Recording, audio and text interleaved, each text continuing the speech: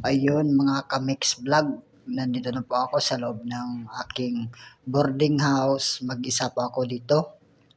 Pumasok po ako sa banyo at nilinisan ko po sa loob at naglilinis na rin ako ng aking paa dahil bagong dating po ako sa trabaho.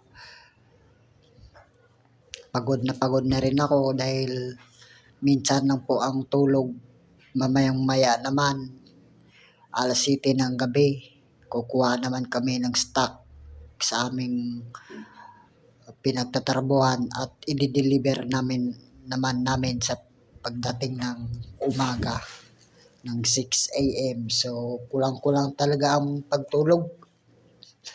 Ayun, dumating ako dito sa boarding house. Pagdating dito, wala na po akong bigas na may sisaing para bukas. So, sinipot ko na lang yung bigas ko na isang baso.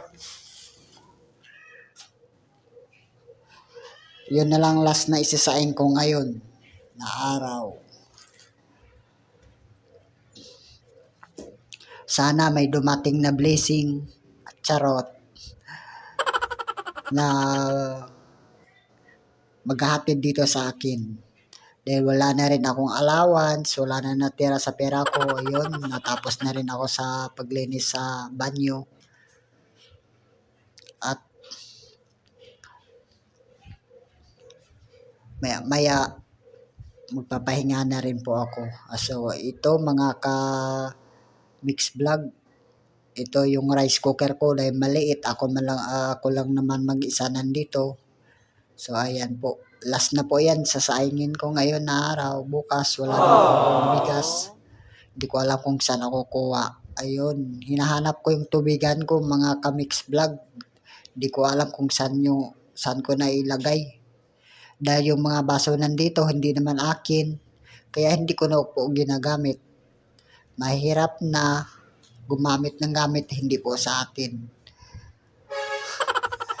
So, ayun. Mga ka-mix vlog, maraming salamat sa inyong walang sawang manood ng aking kunting video. So, maraming salamat po sa ulit. Thank you.